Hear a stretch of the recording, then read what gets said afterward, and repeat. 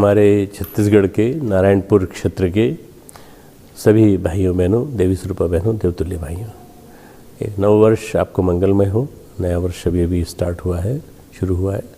हम छत्तीसगढ़ में ही थे आपका जब नववर्ष शुरू हुआ तो 3, 4, 5 तारीख को, पर वहाँ से आपके आना संभव नहीं था। ये कार्यक्रम बहुत पहले तय हो गया था, 1 साल 1.5 साल पहले तय हो गया था। आपका ये 108 कुंडी यज्ञ सफल हो और इसके माध्यम से कुछ जैसे नए नए कीर्तिमान बने कि देखते देखते उस क्षेत्र में रचनात्मक गतिविधियां चलने लगे। वस्तुतः नारायणपुर क्षेत्र रामकृष्ण मिशन के द्वारा पोषित है और वहाँ पर बहुत काम किया उन लोगों ने। हमें उनका सहयोगी बनकर, हमें उनका साथी बन कर के उस क्षेत्र में स्वावलंबन के और स्वाध्याय के, उपासना के, साधना के प्रयोग चलाना चाहिए। और गायत्री उपासना, गायत्री यज्ञ नियमित रूप से बलिवैश्व के रूप में घर घर हो, ऐसा कुछ क्रम चल पड़े तो वास्तव में देखते देखते वहाँ परिवर्तन दिखाई पड़ने लगा। मुझे ये जान के बड़ी प्रसन्नता है कि परम पूज्य गुरुदेव 1981 में वहाँ पधारे थे 25 दिसंबर को, और वहाँ थोड़ी देर 1-1.5 घंटा विश्राम किया था उन्होंने। वहाँ अपने चरणपीठ स्थापित की है। उस चरणपीठ को नमन करने के लिए और नारायणपुर के परिजनों से मिलने के लिए मैं कभी ज़रूर आऊँगा, अवश्य आऊँगा, आप लोगों से मिलूँगा भी।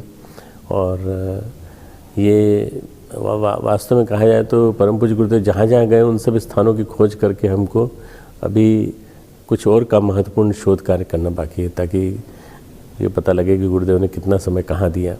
छत्तीसगढ़ को गुरुदेव ने अपना हमेशा बड़ा एक हृदय क्षेत्र माना है, और ये माना है कि ये मेरा वो वाला क्षेत्र है जहाँ मैं कभी पूर्व जन्म में रहा था। मैं निश्चित रूप से भगवान राम की भूमिका निभाई थी और उस समय आप लोगों ने उनकी मदद की थी, और उसी कारण आपके संस्कार जो हैं ऐसे हैं कि समय समय पर आपके यहाँ से आने वाले कार्यकर्ता, युवा कार्यकर्ता यहाँ आते हैं और यहाँ समय देते हैं भोजनालय में। मुझे ये जान के बहुत प्रसन्नता है कि युवाओं की भागीदारी इसमें बहुत ज़्यादा है, और युवाओं की भागीदारी इस 108 कुंडी यज्ञ में है, युवा और युवतियों की। तो यही बच्चे आगे चल के हमारे लिए बहुत महत्वपूर्ण काम करेंगे। मैं इन सब के उज्ज्वल भविष्य की मंगल कामना करता हूँ। नारायणपुर क्षेत्र में नए नए प्रकल्प चलने लगे। इस 108 कुंडी यज्ञ के बाद नशाखोरी की प्रवृत्ति बंद हो, और इसके अलावा स्वावलंबन के बहुत सारे प्रोजेक्ट्स चल सकते हैं। सरोवर है आपके गांव में तो उनमें आप उनको हरित सरोवर बना सकते हैं, और स्मृति उपवन बनाना चाहें तो आप कम से कम नारायणपुर जिले का जो हेडक्वार्टर है वहाँ पर एक आप स्मृति उपवन बना दीजिए, जिसमें जड़ी बूटियाँ लगी हों, एक्यूप्रेशर पाथवे बना हो, और वहाँ पे कल्क मिलता हो, जूस मिलता हो इसका जड़ी बूटियों का। तो वो एक प्रयोग हो जाएगा संपन्न। करीब करीब हम 60 बना चुके पूरे देश में। अगर एक अपने नारायणपुर क्षेत्र में बन जाएगा तो लोग देखने के लिए आएंगे, दूर दूर से देखने के लिए आएंगे। और हमारे जो ऐसे भाई भटके हुए हैं उनको भी राह मिलेगी कि ये भी कुछ ऐसा काम है जो समाज सेवा का काम है, गायत्री परिवार का काम, रचनात्मक काम है, और इस प्रकल्प में हम लोग जुड़े हुए हैं। मैं सभी भाइयों का जो मई महीने में आके यहाँ हमारा चौका चलाने वाले हैं उन सबका भी स्वागत करता हूँ। वो लोग जल्दी से आएँ और यहाँ रहें, और मैं आप में से जो भी स्थायी समयदान देना चाहते हो वो स्थायी समयदान दें।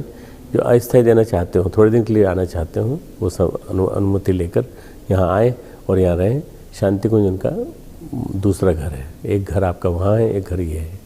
या आप सब का ये यज्ञ जो है ये सफल हो। यज्ञ की आहुतियाँ घर घर में प्रकाश फैलाएं और यज्ञ की सुगंध घर घर में पहुँचे। इसके अलावा गायत्री की साधना का हर घर में प्रचार प्रसार हो जाए। गुरुदेव का युग साहित्य विस्तार वर्ष है ये, तो गुरुदेव के साहित्य को हम छत्तीसगढ़ी में और आदिवासी भाषा जो वहाँ की लोकल है आपकी, उसमें अनुवाद करा करके हम कुछ 20 किताबें वहाँ भेजना चाहते हैं, ताकि उन 20 किताबों को कम से कम वहाँ हर घर में स्थापित कर दें, उनको पढ़ें वहाँ पर। जो कम से कम हर घर में कोई ना कोई पढ़ा लिखा है वो पढ़ के सुना सकता है। इस तरह से ये एक प्रचार का माध्यम बन जाएगा। गुरुदेव का साहित्य 3200 किताबें हैं। 3200 किताबों के कई भाग करके हम छोटी छोटी किताबें उनमें से बना रहे हैं इस साल, और ऐसा लगता है कि अंदाज से करीब 1000 किताबें बन जाएंगी हमारी। इन 1000 किताबों के माध्यम से हम मिशन को और ऊंचे और गहराइयों तक पहुंचा सकेंगे। आप सबके उज्ज्वल भविष्य की इस नए वर्ष में मंगल कामना करते हुए मैं प्रार्थना करता हूं कि आपका यज्ञ सफल हो और इस क्षेत्र की ऊर्जा सघन हो, इस क्षेत्र में आध्यात्मिक ऊर्जा और सघन होती चली जाए, और आप और रामकृष्ण मिशन दोनों मिलकर के खूब खूब बड़े स्तर पे काम कर सकें, ऐसी प्रार्थना है।